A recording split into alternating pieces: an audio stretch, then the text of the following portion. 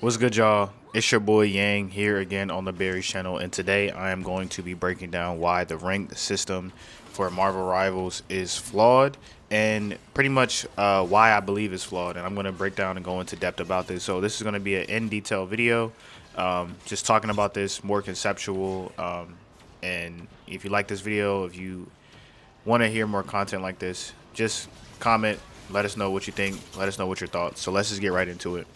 So a big problem that I see is with the rank system is that I feel like Elo is not real, right? I don't think Elo is real at all until you hit semi-professional level. There's just so many skill discrepancies that are broad amongst like players that are not semi-pro that it almost starts to feel like Elo is very like match dependent or like team dependent for like who you're actually like playing with. So an example of this, right, is like, let's say you have two characters, right? You have someone that's silver and you have someone that's diamond. Now, both of these players, right, their issue could be why they're stuck. It could be their resource management or their alt timing, right? Both players could equally be bad at resource management, but the diamond player is just mechanically better. So one day, the silver player just ends up getting a new computer, and they go from playing at 60 FPS to 240 FPS. And now they're starting to hit more of their shots, and they start rising in rank. So you have two players that are in a broad elo range, but now they're suddenly close in elo, right? And this is kind of why I believe that elo just doesn't really exist. Like until you get to a certain level, like this is just all just a metric that gaming companies create just to give you some type of feedback to show that you're progressing. And that leads into my next point, which is that the linear nature of progress is not real, right? And the first example of this is just the whole net, being net positive. So if you play enough games, right, and you go 50-50, you can still rank up just by the law of averages, which is just, if the average between you winning and losing, right? If you win a game and you get plus 20 and you lose a game and you're negative 15, the law of averages just says, like, over time, because you have a net positive, you're going to rank up. Now, just because you rank up and you're net positive and you get from, I don't know, bronze to GM or whatever the case may be, it doesn't necessarily mean that you've improved as a player. It doesn't mean that you actually are fit for the quote unquote elo that you're in. It just means that you played enough games to just rank up. So I'm going to use an analogy to continue explaining why I believe that progression is not linear, right? So let's just say, like, I go to the YMCA every Wednesday to play pickup basketball, right? And the Y decides to start giving people elos. Like, you come to the basketball and you win a certain amount of games, like, you're going to be considered bronze elo. Or if you come there and you've been winning every time you come there, you might be one above all, right?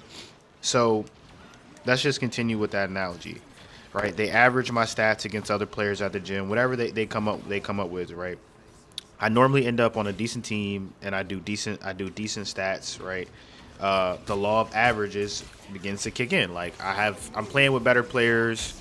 My team that I come in with, like, I come in with a five man team every week compared to somebody else who may come in solo and they got to play on a different team when they come through. So the law of averages is going to help me to just rank up. So now at the YMCA, I may be a GM elo, and there might be somebody who comes there solo every week, and they're stuck in silver because they're always playing with somebody different. So to continue on this analogy, right, is the question is, like, the person that comes in there with a consistent team, are they really GM elo? And you can test this where you have one day someone who comes to the gym who has no elo at all, right? They've never been at this gym. This is the first YMCA they've been to that has an elo, right?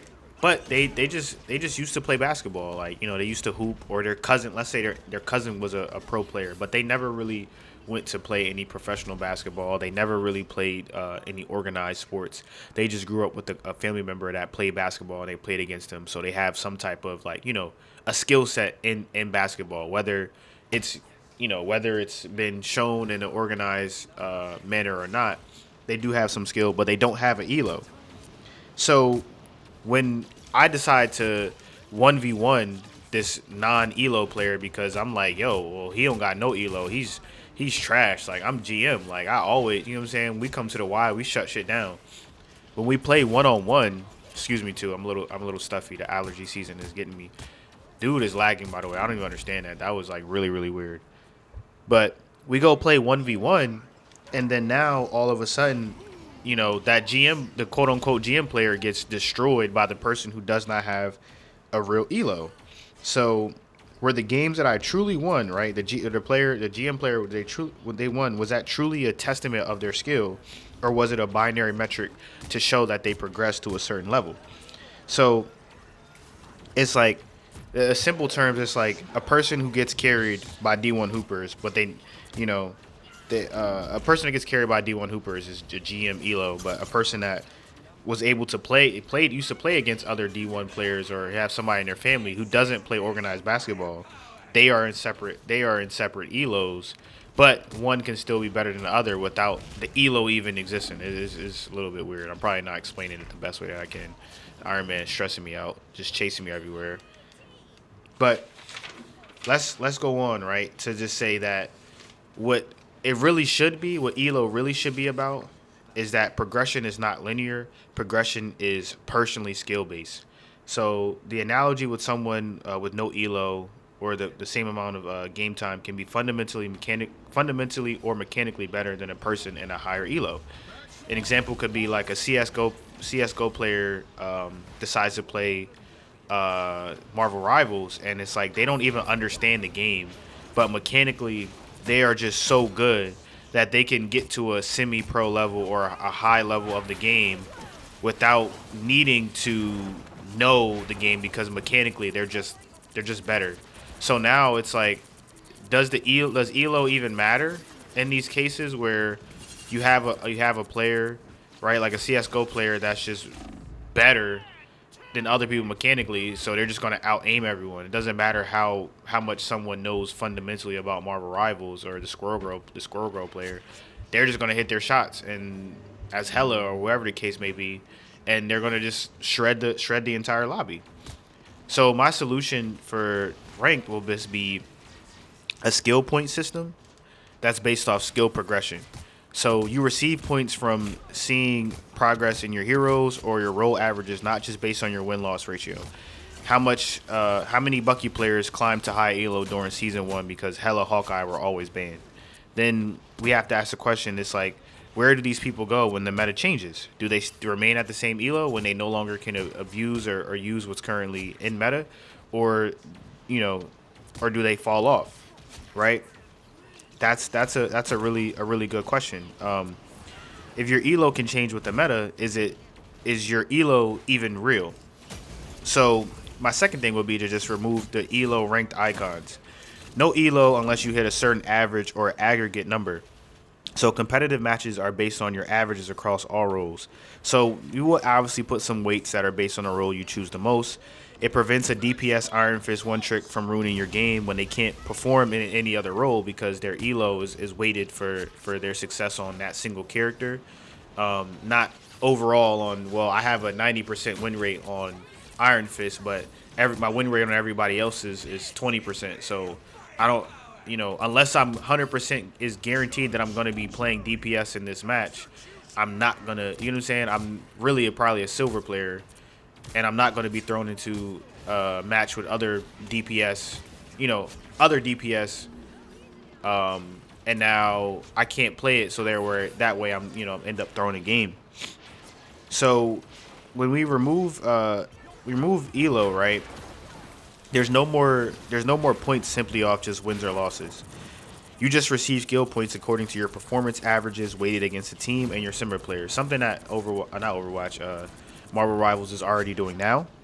So a player who consistently outperforms their team will receive more skill points, placing them against similar opponents. And then we want to, another thing I would include is just rewarding our players for their skill points and for their hero performance. And we would incorporate ranked tournaments to provide a leaderboard to capture specific periods of time for the season.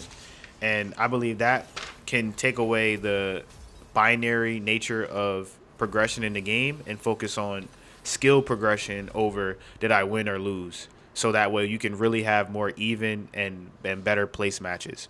But let me know what you guys think in the comments. Let me know what would you do to change ranked, um, or what would you do to change like just elo, the elo ranked system in general.